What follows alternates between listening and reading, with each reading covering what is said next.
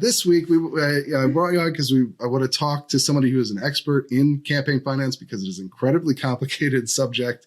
There are a lot of laws that govern how and when you can spend money in political campaigns, how you can raise money, when you have to disclose donors, all these things. And so you end up with really political groups that people know of as one entity, but they're actually like 6 or 7 different legal entities connected together.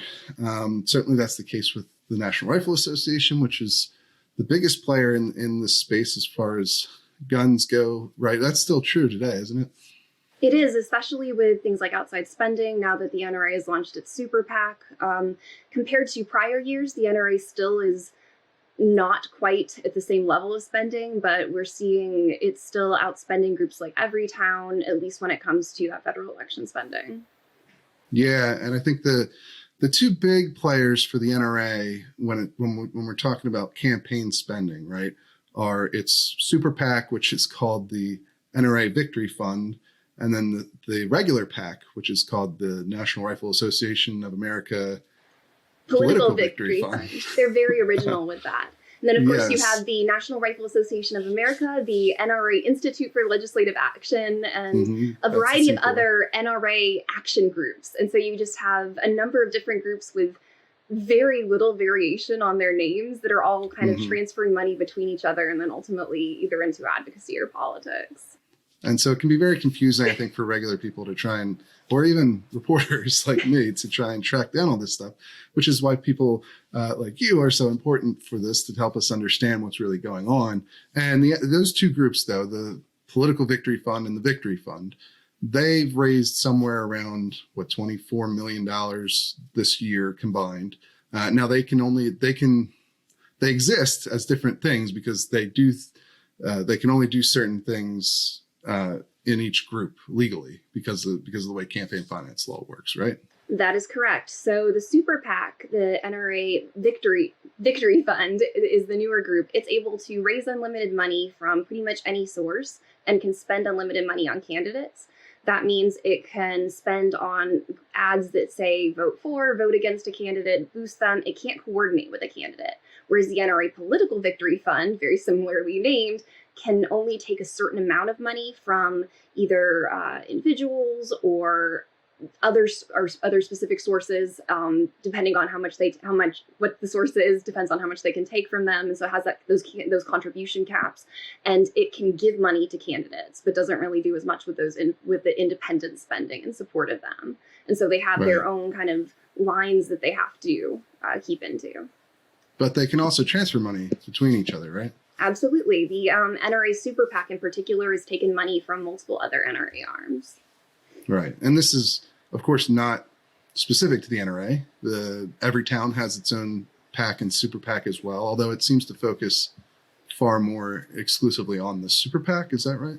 That is, yes. We've seen the Everytown Super PAC spending this cycle as well, taking money from its 501c4 arm. So this is something that's not supposed to be a political entity, but that can spend money directly on politics or can give money to super PACs. That's something that's also not just unique to, of course, Everytown and the NRA. It's an increasingly common phenomenon for these 501c4 groups, whether they disclose their donors or not, to be funding super PACs, sometimes affiliated super PACs, and sometimes just various other political spenders. They can, of course, also spend directly on advertising. They're allowed to spend on ads expressly advocating for candidates, so that could be that vote for, vote against kind of language. But when that happens, they do have to disclose that spending to the Federal Election Commission. But they can spend as much money as they want on issue advocacy. So this would be things like attacking or boosting a candidate about an issue. Thankfully, with groups like Everytown and the NRA, they do have issues they support. And so basically, for example, Everytown is saying, this candidate's great on gun control, this candidate's awful on gun control, or something much more divisive than that.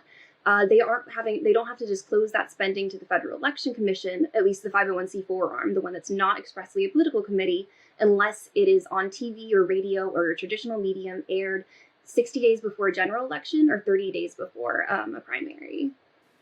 So it can be pretty difficult to track all these things together and get a complete picture of the spending. But we do have, at the very least, some tools that give us a pretty good insight, right? Is that a fair assessment? Absolutely. Hopefully, at Open Secrets, at least, we try to make a lot of the information available. That's one tool that I can kind of toot our own horn a little bit. We put all of the different groups available in one place and create org profiles so that even though you have all of these different nodes attached to the same organization, you can just, for example, type in the NRA or Everytown and see all of their super PACs and PACs, at least all of the political committees that are attached to them and how much they're spending, as well as how much they're spending on lobbying, how much they're putting into contributions, and how much any affiliates are. Going to the source of where this is coming from, you can, of course, go to the Federal Election Commission site and really see that information.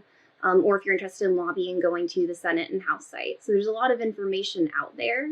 It's just a matter of really looking for it. Of course, when it comes to online advertising, there's less disclosure around that, even though, like with issue ads, for example, the TV and radio ads and those traditional ads are required to be disclosed to the FEC. Anything online really isn't, unless it's that express advocacy. For the 501c4s, at least, political committees, of course, are still regularly disclosing to the Federal Election Commission, so that's all on there. But some online ad platforms like Facebook and Google do make that information available. It's just very checkered.